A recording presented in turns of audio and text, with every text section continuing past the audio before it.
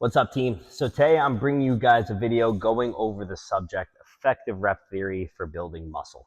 All right, we call this a theory because we can't exactly prove it, as every individual is very different and there's only so much research to support as to how true it is. But the literature that we do have it, which is a good chunk, does prove this theory. So let me just go through what this actually means.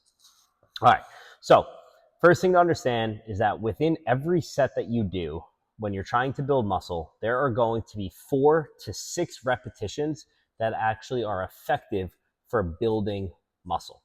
Okay. In order to build muscle, you can do anywhere from 5 to 30 repetitions within a set.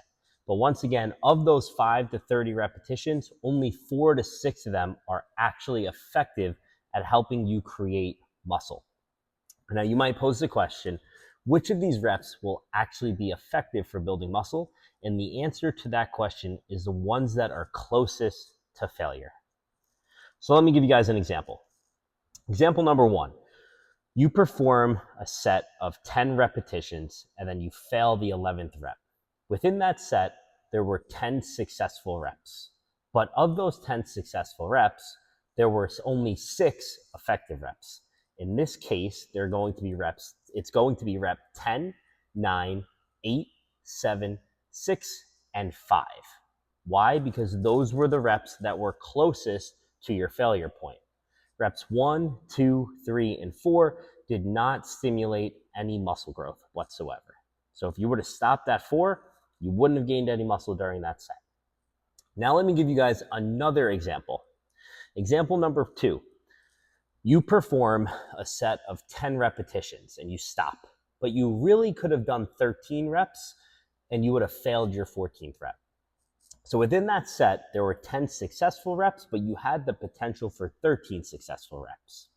And now within those 10 successful reps, there were only going to be 3 effective reps, reps 10, 9, and 8.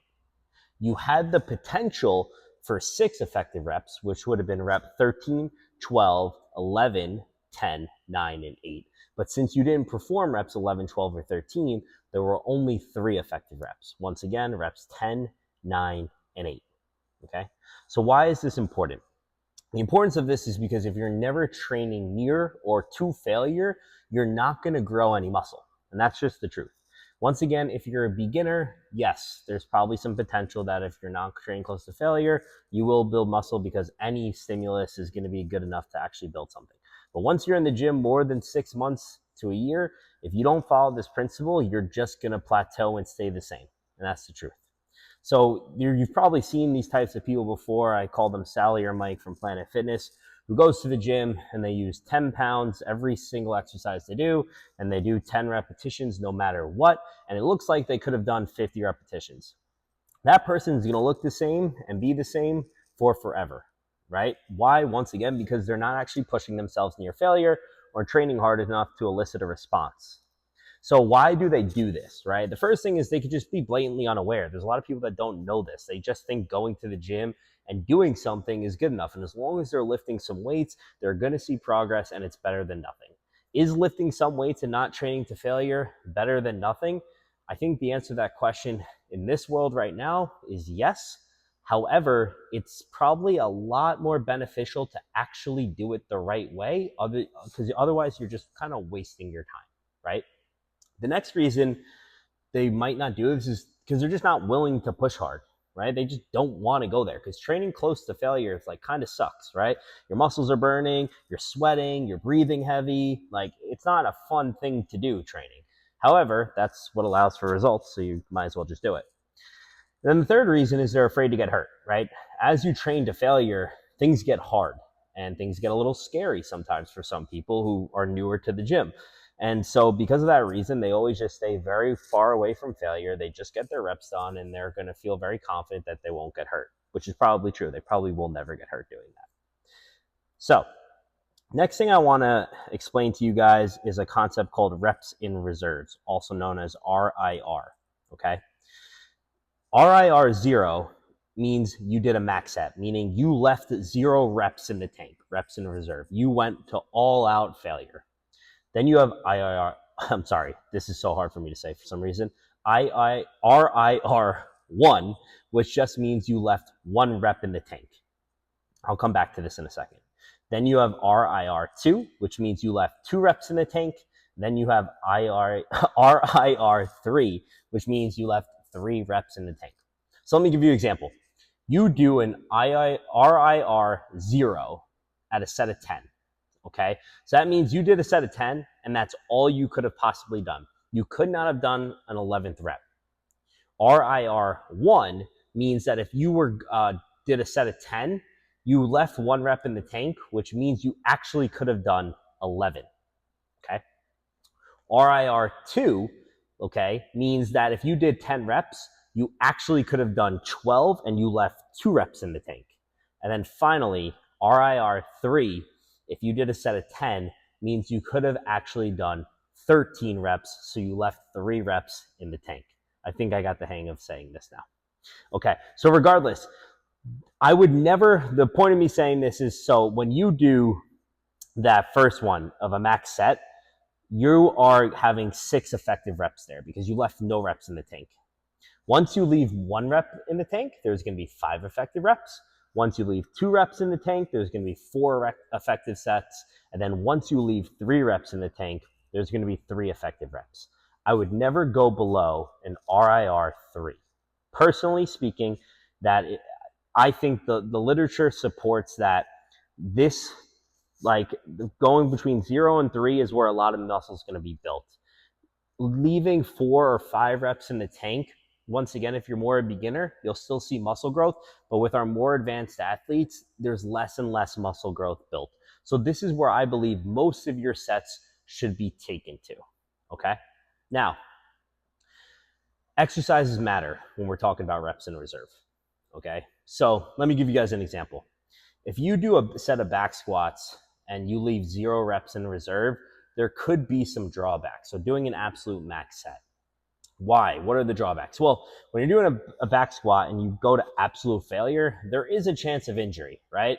Your form starts to break down. You're doing anything you can to get the reps up. And then all of a sudden, because you're doing that, you start rounding your back and then you get hurt, right? So that could be something that happens with a back squat. The other thing is doing a max set of back squats is extremely fatiguing. If you push an all-out max set of back squats to like 20 reps, that might be the only thing you can do that day. For anyone who's done the 20 rep max back squat program, you know what that feels like. So there might be some like potential reason to like not do that with a back squat, for example. And then also, it's hard to progress. Like, to go into the gym every single time and be like, I'm going to just do as many reps as I can on this back squat at 225 and try to get one more than the last week is, one, mentally extremely challenging, but also physically pretty damn challenging. Now, let's flip it. We got bicep curls, okay? Doing a max set of bicep curls, there's almost a 0% chance you'll ever get hurt. I mean, you would have to do something really stupid to get hurt doing a set of 10 bicep curls to failure, okay? And then doing a set to failure with bicep curls is also not very fatiguing, right? Like, you do bicep curls, you go full out, max effort. You're ready to go again in probably like 90 seconds to 2 minutes. Versus that back squat, you do a max set to failure, you might just leave the gym, like I said, or need like 10 minutes before you can even like consider doing another set of anything, right? So now you can understand why you might leave more reps in reserve for something like a back squat or something that's extremely fatiguing, like a back squat, versus something like a bicep curl, which isn't all that fatiguing even when you push it all the way to failure. All right, so how you should train, I kind of already went over this. Most sets should be between 3 reps in reserve and 1. You can take some to all-out failure, but I don't think most of your sets should be there for some of the reasons I already made, okay? If you leave 4 or 5 reps in the tank, it's not the end of the day, but I just think you should be pushing a little bit more than that if your goal is to really build muscle. And then lastly, how to know if you're actually at failure. This will always be the number one question. The best thing you can do is just push to failure and find out, right, with the correct exercises. So if you're like, I really can't tell, like I think I'm training hard, but like, what if I'm not? Okay, just do dumbbell bench press and do the set until you can't anymore. and like, let's just say for weeks you've been stopping at 10 or 12 and you did 22, now you realize that like, wow, I could have been doing way more than I was actually doing. So you set yourself a benchmark and then you just hang out in that benchmark for a little bit. Okay. The second thing is like, as you become more advanced at training, you just start to understand what it feels like to leave 1 rep in the tank or 2 reps in the tank. It comes from experience. So the more you guys do this and practice this, the better you'll be at it. All right. So that's going to pretty much conclude the effective rep theory for building muscle. I apologize for not being able to say RIR well. I should have just said reps in reserve the entire time, but hopefully you got a kick out of it. I mess up too. Once again, hope this was helpful, guys. If you have any questions, drop them in the comments. I'll be happy to answer them for you. Catch you later.